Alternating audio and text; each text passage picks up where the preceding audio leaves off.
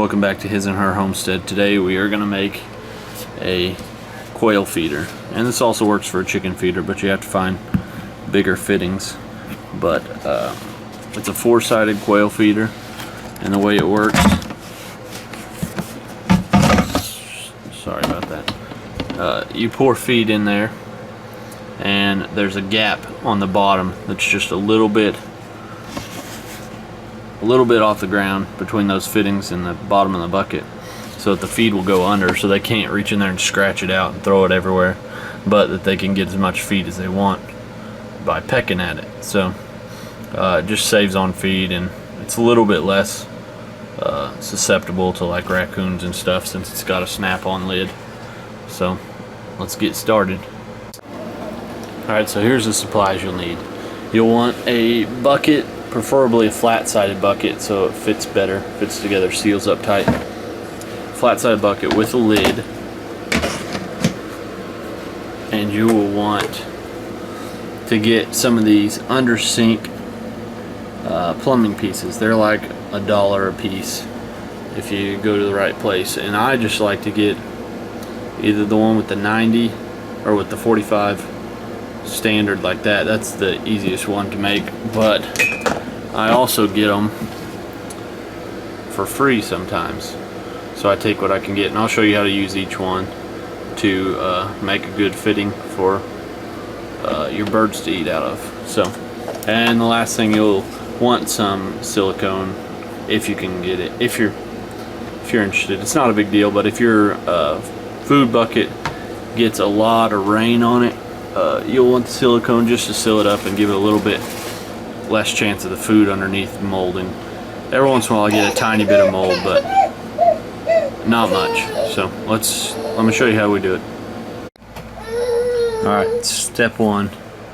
You want to cut this off about right there, right where it stops curving and starts going straight. And this is going to be the downspout that your birds stick their head into to eat. So let me cut it off and I'll show you what it looks like. And there it is. Finished product. And I'll smooth that off with a little sandpaper just for kicks, but it doesn't matter. Then we'll go on to the next one. This one's a little trickier, but totally doable. I'll show you how I do it. Alright, so we got two pieces out of that. This one, see, that's a little bit long right there in the neck, but you have to leave some sort of flange on there for it to catch on, to hold it in place. And then I got this one out of it too, which is awesome. That's a really good one. So that's three. Alright, so I'm going to cut this other one, and then that'll be four. And I'm going to put one on each side. Just an experimental thing, try it out. And that'll be enough for this time. And then I'm going to save the other two for next time. Next one I make.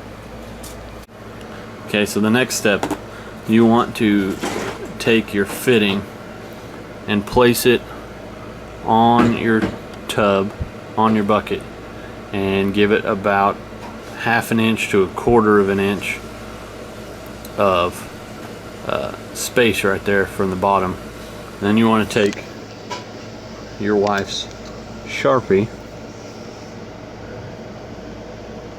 and mark right at the base of that fitting where it lines up. Okay, then that's going to be your height line. Then what you'll do, let's make sure that's nice and straight. See that? That's good height right there. Then what you want to do is you want to take this fitting and actually take a straight piece you cut off, it's easier, and put it on the bucket at where the bottom is lined up with that line, and in the center of the bucket like that. And so that will give you a good spot to trace, and you want to trace the full circle.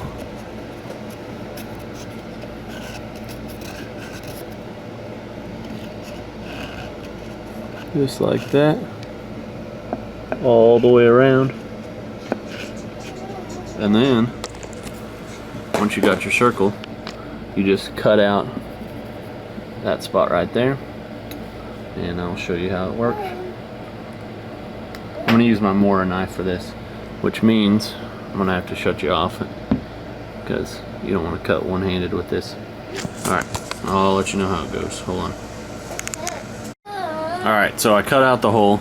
I left a little bit of the black Sharpie mark to make sure it's a tight fit, because you want it to be really tight so it squeezes around the fitting really good. So then you just drop in your fitting with the opening down, so that, and that's why you want to leave a lip on there so that it has something to catch on the side with. Then you go inside here and check, make sure it's pointed down, and that you can kind of, there's a little bit of a gap underneath. You don't want too much of a gap, because then you have food they can't get to. And you don't want too little of a gap, because then the food won't be able to get under it. So just something to consider. 1/4 inch is pretty good. Alright, so now I'm going to cut the other 3 holes and put the other 3 fittings, 1 on each side, and then I'll show you what it looks like. Alright, so there it is. There you're set up. You would want to run a light bead of silicone all the way around each of these fittings to make them water resistant. And I like to set like a piece of board on top here, over on top of the lid. Sit the lid on, obviously, to keep the food like dry from humidity. But also I put like a board over it that's oversized, bigger than the container, to give a little bit of a rain guard from these holes, so that the rain doesn't, you know, go down in there. And not much rain could go down there, but you know, I like to do that just for fun. Okay, so that's how it's made. Just fill it up with feed in here, put the lid on, and it is good to go. If you guys like this video, subscribe. We have tons more and tons more coming.